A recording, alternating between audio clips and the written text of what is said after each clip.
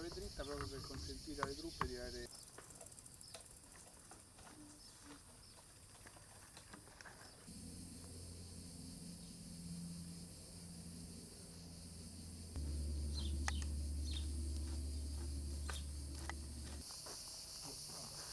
No, giusto perché appunto non ho messo riferimento cronologico.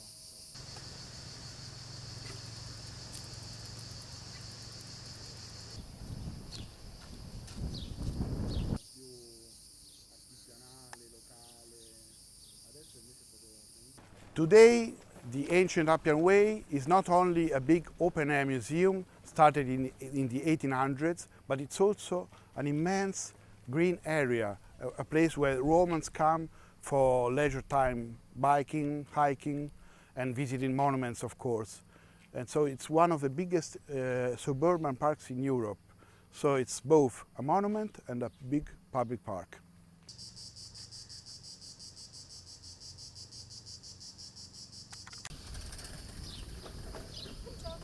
Buongiorno.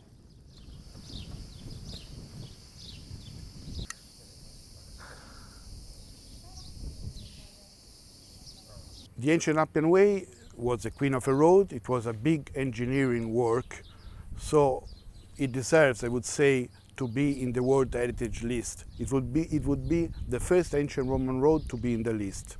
So I would say we have everything okay for this nomination.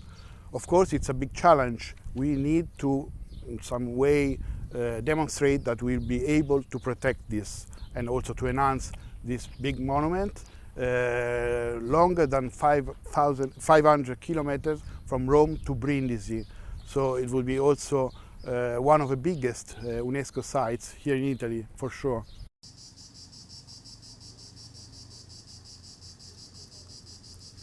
Along the Appian Way, there were mainly tombs by important families, and so the most important would be the mausoleum of Cecilia Metella, but we also have big archaeological sites such as Villa dei Quintili. It's more than 30 hectares of landscape, well protected, where you have the remains of a huge imperial villa owned first by the Quintili brothers and then by Emperor Commodus.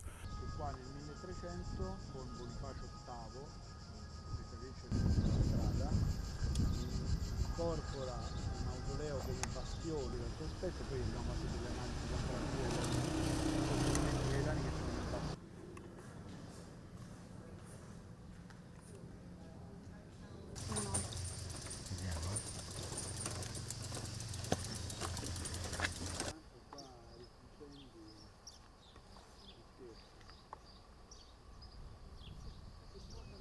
Voi sapete hanno fatto anche sulla strada?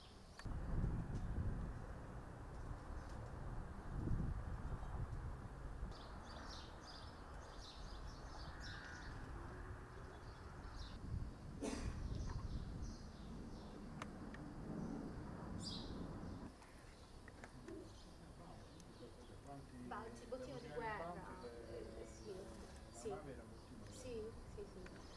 He played a key role in the history of Rome, in the Italian peninsula, in the conquering of the Italian peninsula. So it's without doubt the most important ancient street built by the Romans.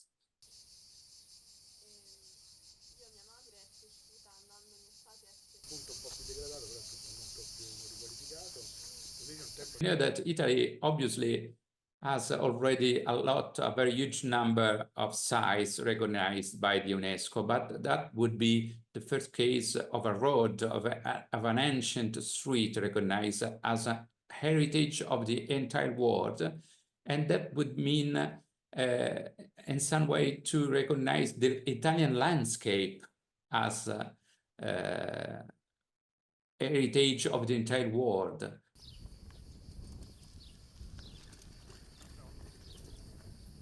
So my parents actually first came to Rome in the late 1960s from Australia, and were among the few people that they knew who had travelled to Europe from Australia. And they talked about this road, and my father has photographs of it from the 1960s. So it was very interesting for me to come back and see it, the same thing that they saw, but I guess from a different perspective because it's 50 years later. So I think it's very important that these things are preserved, and I think for me it's fascinating to know that the road that we were riding our bikes on was built 2,000 years ago and is still there. I wouldn't have fancied riding in a carriage or a chariot all the way to Brindisi probably. It's pretty bumpy, but I think if you don't preserve these things, then people forget that they're there and other things take over them. So I think, and it's just so incredible that there are so many parts of the old buildings that are still standing and preserved.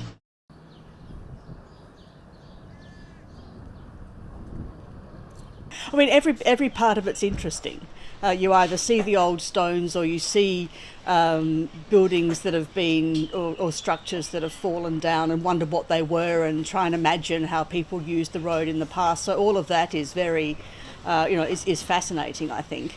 I like the goats. I think that's also, you feel like you're in the film La Dolce Vita with the goats. So I think not any particular favourite spot, but just the experience of being able to be along the road and to enjoy it and to imagine what it was like, over the years is interesting everywhere along it.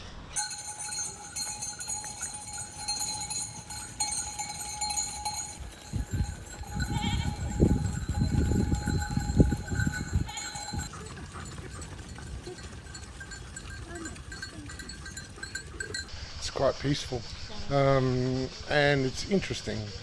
I come from Australia where there's very few structures over about 200 years old, so to see things that are thousands of years old is quite amazing and quite a privilege. So